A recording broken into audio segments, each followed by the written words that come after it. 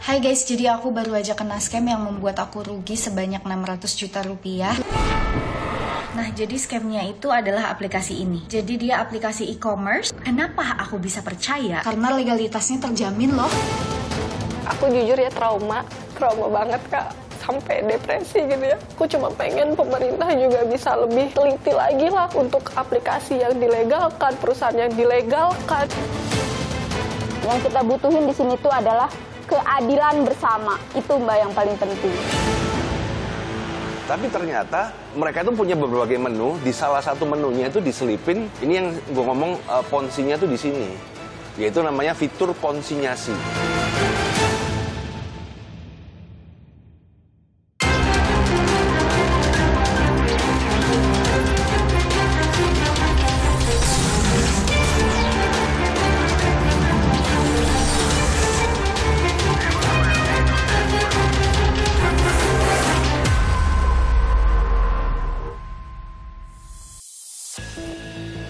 Wah, aplikasi Jombingo murah-murah banget ya. Tapi ada investasinya. Tapi e-commerce. Wah, menggunakan skema Ponzi. Saudara, dugaan penipuan berkedok jual beli barang murah di e-commerce terjadi. Ribuan member aplikasi Jombingo tiba-tiba tidak bisa menarik sejumlah uang yang sudah mereka top up ke dompet digital aplikasi Jombingo. Apa sih sebenarnya aplikasi Jombingo ini dan bagaimana hingga para korbannya tertipu? Simak liputan selengkapnya agar Anda tak jadi sasaran berikutnya. Hai guys, jadi aku baru aja kena scam yang membuat aku rugi sebanyak 600 juta rupiah. Nah, jadi scamnya itu adalah aplikasi ini. Jadi dia aplikasi e-commerce. Kenapa aku bisa percaya? Karena legalitasnya terjamin loh. Satya Salsabila mengunggah kekecewaannya di media sosial pada 27 Juni lalu lantaran ia dan sejumlah member Jombingo tidak dapat menarik uang mereka di dompet digital Jombingo. Jadi di tanggal 18 itu aku dan temen aku narik massal juga. Pas narik itu uangnya biasanya cair besoknya, tapi kali ini tuh nggak cair-cair. Konten creator yang memiliki banyak followers ini menjadi member Jombingo, sebuah aplikasi e-commerce sejak Mei lalu. Awalnya ia tergiur menjadi member karena iming-iming keuntungan berlipat dari salah satu fitur yang disediakan, yakni fitur konsinyasi. Pada fitur ini, member dapat membeli produk dengan harga jauh lebih murah dengan membentuk grup yang mengundang teman-temannya. Setiap anggota grup harus melakukan top up ke dompet digital Jombingo sesuai dengan harga produk yang ingin dibeli oleh grup. Berikutnya, Jombingo melakukan pengundian untuk menentukan satu pemenang yang berhak membeli produk. Namun, pembeli dapat memilih apakah produk yang dibeli akan dikonsumsi atau dikembalikan ke Jombingo untuk dijual kembali alias dikonsinyasi dengan iming-iming laba. Tergiur mendapatkan keuntungan yang lebih banyak bila memodali teman-temannya untuk membuat akun dan membentuk grup. Ada sekitar 40 akun yang ia modali untuk bermain fitur konsinyasi. Ketika aku dapat keuntungan nih Kak, bukannya aku tarik untuk aku simpan, tapi si keuntungannya itu aku putar lagi gitu. Jadi aku nambah orang lagi, tadinya yang 10 jadi tambah 15 lagi jadi 25 tuh. Dalam sehari, Bila mengaku bisa mendapatkan penghasilan bersih hingga Rp300.000 dari satu akun yang ia modali. Jadi misalkan satu orang aku modalin 24 juta, satu akun aku modalin 24 juta, nanti mereka yang mainin akunnya. Terus misalkan dalam sehari bisa dapat 400.000, nanti aku kasih sekitar 100.000 untuk mereka. Jadi aku bisa dapat 300.000-nya. Sama dengan Bila, Elin, seorang wirausaha asal Jawa Timur, bergabung dengan Jombingo lantaran tergiur keuntungan dari fitur konsinyasi. Awal mulanya itu kakak kandung saya itu sering update status tentang konsinyasi. Jadi itu menarik sih buat saya. Klik bayaran, jadi kita cuman klik tapi dapat bayaran gitu. Sampai akhirnya saya tanya-tanya, akhirnya saya main di nominal kecil 100.000. Dia bilang, "Lin, lu kalau mau nyoba 100.000 aja, kasarnya hilang cuman cepet lah." Awalnya Elin menerima keuntungan. Ia pun melakukan top up lebih banyak. Tapi Belakangan, Elin sama sekali tidak dapat menarik uangnya. Sampai 2 minggu sih Mbak, jadi uang 100.000 itu sudah beternak jadi 140.000 waktu itu. Sampai akhirnya ya singkat cerita 2 juta, 5 juta, 3 juta, itu masuk, saya top up. Lumayan tuh Mbak konsinyasinya. Saya coba narik di tanggal 20, karena deposit saya belum ada yang masuk ke saldo, jadi saya nggak bisa tarik. Sampai di tanggal 21, 22, 23, 24, nggak ada yang masuk sama sekali. Itu total udah 20.700.000. Tak hanya member, para admin Jombingo yang ditugasi untuk memasarkan aplikasi ini juga menjadi korban fitur konsinyasi. Esa salah satunya, ia merugi lebih dari 4 juta rupiah. Jadi waktu tanggal 19 Juni 2023 itu mulai panik tuh. Padahal kita sebenarnya juga nggak tahu itu perusahaan penipuan dan akan scam, kita nggak tahu Kak. Di situ tanggal 19 penarikan kan banyak yang reject. Nah di situ aku kayak saranin jangan top up deh, jangan top up, takut aku bilang gitu. Kita disuruh top up lagi, ternyata uang hilang. Setelah mencuat dugaan penipuan, Esa dicecar rekan-rekannya. Ia akhirnya diberi kuasa oleh rekan-rekannya untuk melapor ke Polda Metro Jaya. Itu tanggal 23 kalau nggak salah Kak. 23, soalnya tanggal 24 aku laporan ke Polda. 24 Juni 2023 karena kita udah tahu itu akan scam, ya udah uang nggak akan kembali gitu Kak. Nah di situ tuh aku kan banyak ceceran segala macam, maksudnya tuh kayak makian, harus tanggung jawab segala macam. Namun, terkait laporan korban Jombingo, Polda Metro Jaya masih enggan memberi keterangan dengan alasan masih melakukan penyelidikan. Tak hanya di Jakarta, korban Jombingo di Jawa Timur juga telah melaporkan kasusnya ke Polda Jatim pada 26 Juni 2023. Yang melapor itu sebetulnya admin Jawa Timur, namanya Mbak Puji Rahayu. Dia mewakili kita semua lapor ke Polda Jatim itu di tanggal 26 Juni 2023. Itu beserta 7 orang lainnya. Sudah di BAP, sudah naik penyelidikan. Jombingo dirilis di Indonesia sejak 2021 lalu sebagai aplikasi belanja online. Hingga kini, aplikasi tersebut diduga telah menjaring puluhan ribu member. Ini berkat fitur konsinyasinya yang dirilis sejak Agustus 2022. Nah, saudara, aplikasi ini sudah terinstall, kita akan coba untuk buka. Nah, saudara, dari hasil penelusuran kami, aplikasi ini masih bisa kami install, bahkan masih bisa kami buka. Namun, setelah kami cek, ini sudah tidak ada lagi yang bisa diakses. Hanya tampilannya saja, beranda kosong, kemudian mall kosong, VIP konsinyasi, sisa waktu butuh orang dan lainnya tidak bisa sama sekali. Jadi dari hasil penelusuran kami bahwa aplikasi ini sepertinya sudah dibekukan, jadi tidak bisa diakses lagi sama sekali. Kami juga menemukan Instagramnya yang masih bisa kami akses. Kami akan buka, saudara. Ini dia bentuk dari Instagram Jombingo, saudara. Di sini sangat aktif, bisa kita lihat. Banyak sekali testimoni dari para user. Manfaat yang saya dapatkan bisa membantu perekonomian saya, Kak. Ya, jadi saya lebih yakin lagi langkah untuk terus bermain aplikasi Jombingo. Roy Sakti, pengamat investasi bodong, menduga fitur konsinyasi Jombingo menggunakan skema Ponzi. Tapi ternyata mereka itu punya berbagai menu. Di salah satu menunya itu diselipin, ini yang gue ngomong ponzinya tuh di sini, yaitu namanya fitur konsinyasi. Jadi ceritanya di fitur konsinyasi itu, kalau member ini mau dapat peluang duit, ya kan, nggak mau buka toko, nggak mau males jualan, ya, kita bantu untuk jualin. Karena dengan pembelian secara grup, artinya mengajak orang banyak untuk satu kali transaksi, memang dipersepsikan biaya ongkos kirimnya akan jauh lebih murah, harganya pun dipersepsikan sebagai harga barang secara grosir. Tetapi kan ternyata ini salah satu bentuk dari penipuan atau dikenal sebagai skema Ponzi. Jadi semakin banyak anggota yang ingin melakukan pembelian secara grup, itu akan semakin banyak keuntungan yang didapatkan oleh si platform. Nah, ini kan artinya kan bukan barang yang kemudian diperjualbelikan. Lantas, berapa jumlah korban penipuan Jombingo?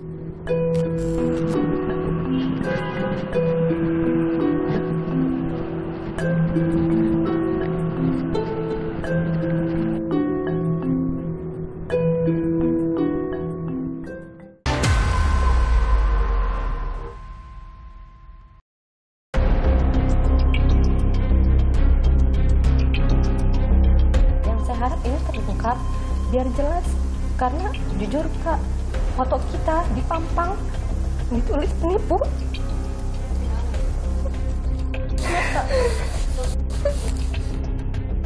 Hingga saat ini belum diketahui secara pasti jumlah korban dan total kerugian dari tipu-tipu modus konsinyasi Jombingo.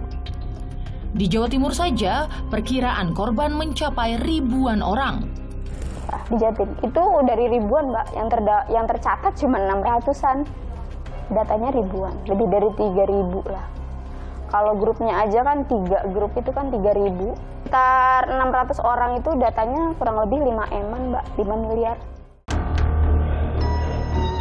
Aplikasi Jombingo di Indonesia dinaungi oleh PT Bingobi Berkat Bersama. Berdasarkan penelusuran kami pada situs administrasi hukum umum atau AHU milik Kemenkumham, perusahaan ini telah terdaftar di Sistem Administrasi Badan Hukum atau Sisminbakum sejak 2021 lalu. Sejak 2023, namanya berubah menjadi PT Bingobi Digital Kreasi. Nama direktur dan komisaris pun turut berubah. Kami coba menelusuri nama-nama tersebut, namun hasilnya nihil. Nah, di situ mulai makin aneh. Dan di situ mulai kita kebongkar. Jadi Jombingo itu mulai kebongkar keborokannya. Ternyata PT Bingobi itu istilahnya direkturnya namanya Suwandi. Kemudian komisarisnya Pranmugam, orang Malaysia, Sanmugam Praven gitu kan. Ini Suwandi ini direkturnya kok nggak ada gitu loh. Gue cek di background ya kan, di link tanpa segala nggak ada historisnya. Selanjutnya kami coba menghubungi nomor telepon perusahaan yang tercantum pada Sisminbakum. Namun tak ada jawaban. Dalam sebuah utas di akun Twitter milik seorang korban, kami menemui pernyataan seorang warga negara asing bernama Martin James yang disebut sebagai Presiden Direktur Jombingo.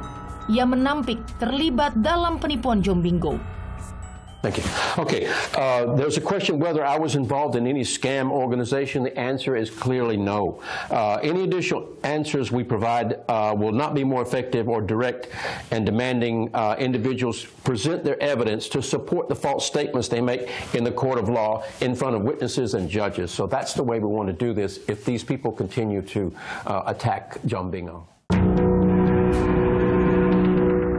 Roy Sakti yang mengamati sepak terjang Jombingo sejak awal melihat ada kejanggalan pada pernyataan tersebut. Kemudian ketika gue lihat itu kan ada presiden direkturnya datang, orang bule itu kan Martin James ngobrol itu. Si Martin itu bikin press conference menyatakan bahwa dia menyangkal semuanya dan dia tidak terlibat, tapi mundur dari Jombingo. Makin aneh juga itu kan. Dia menyangkal tidak terlibat, tapi kemudian mundur. Makin aneh. Berbekal 2 alamat kantor Jombingo yang kami dapat dari situs AHU, kami menuju kawasan Jakarta Barat.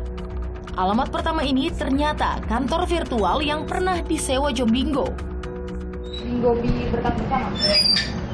Tapi dulu di sini? Dulu di sini, dari 2021 sampai 2022. Dulu tempatnya tempat buat awan sih. Kalau ini central office, jadi sistemnya kayak pinjam alamat. Kami mendatangi alamat kedua di Jakarta Pusat yang merupakan sebuah gedung perkantoran. Namun, security tidak mengizinkan kami memasuki gedung.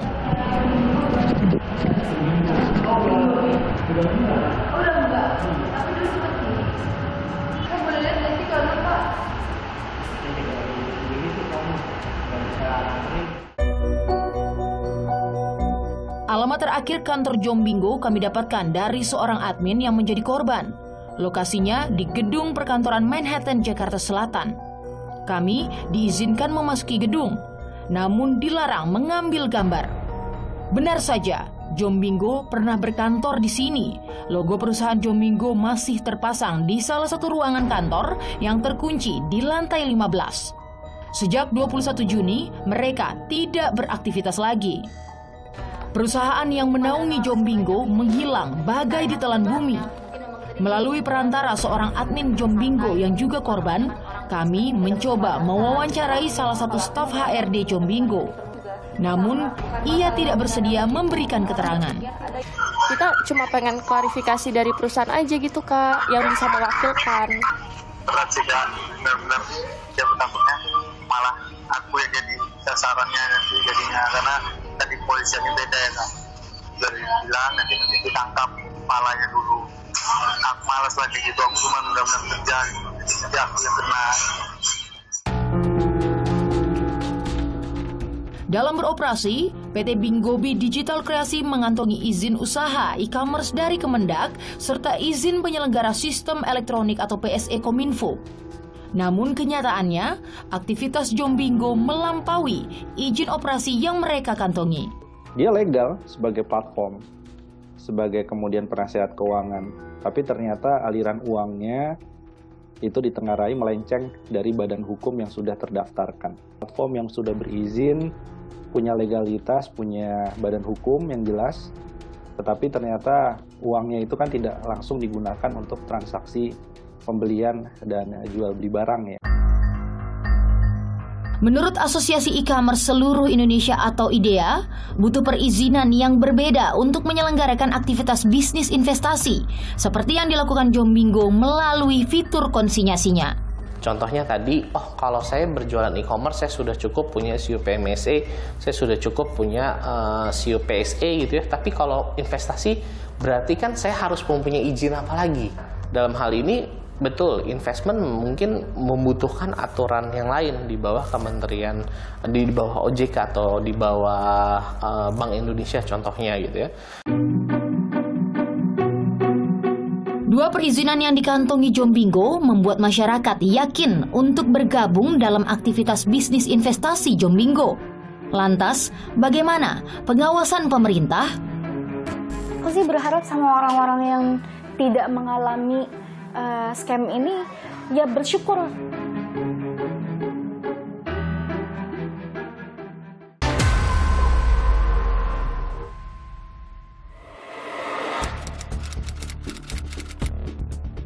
Legalitasnya terjamin gitu. Patokan aku dari awal legalitas asli. Jelas saya pelajari pertama dari legalitas perusahaannya, dari badan hukumnya. Masyarakat terkecoh dengan perizinan yang dikantongi Jombingo. Meski perusahaan tersebut memiliki izin usaha perdagangan dari Kemendak dan izin penyelenggara sistem elektronik dari Kominfo, transaksi bisnis investasi dalam fitur konsinyasinya ilegal alias tak berizin. Pemerintah pun dinilai kecolongan karena tak melakukan pengawasan. Tetap ada kewajiban bagi pemerintah, bagi pengawas untuk melakukan monitoring. Apakah ini skemanya sudah sesuai dengan badan hukum? Atau sebenarnya ini nggak jelas dan cenderung merugikan karena terkait dengan tindakan penipuan. Jadi pelajaran pentingnya adalah meskipun dia sudah punya legalitas, tetapi tetap pemerintah agar tidak kecolongan melakukan monitoring, pengawasan secara jeli. Kami mencoba meminta tanggapan Kementerian Perdagangan, namun permintaan wawancara kami tak diakomodasi. Sementara, Kementerian Komunikasi dan Informatika mengaku tak bisa sembarangan menindak aplikasi penipuan. Sesuai aturan, tindakan dilakukan setelah adanya laporan masyarakat. Misalnya kami sebenarnya ada aturannya, jadi kalau setelah mereka mendaftar, nanti kita harus melakukan monitoring. Ini salah satu bentuk monitoring. Tadi ada laporan ke masyarakat, cuma karena ini harus diproses. Ada laporan masyarakat, langsung kita masuk ke ini lebih dalam lagi. Oh ini ada laporan ini, langsung kita investigasi lebih dalam. Ada juga namanya juga nakal. Nah ini termasuk salah satu PSI yang nakal.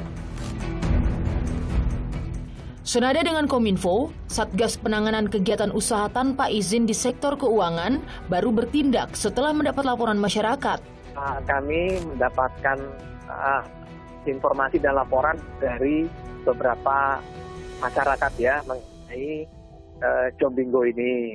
Nah, karena ini bukan dari sektor keuangan, maka kami melakukan rapat koordinasi. Karena Satgas ini kan terdiri dari 12 lembaga. Salah satunya Kementerian Perdagangan. Nah, pada rapat yang sudah kami laksanakan itu, kami mendapatkan informasi bahwa Jombingo ini sudah terdaftar di Kementerian Perdagangan yang mereka mengajukan izin sebagai marketplace, Mbak. Satgas akhirnya memblokir aplikasi Jombingo pada 8 Juli lalu karena diduga beroperasi tanpa izin dan merugikan masyarakat.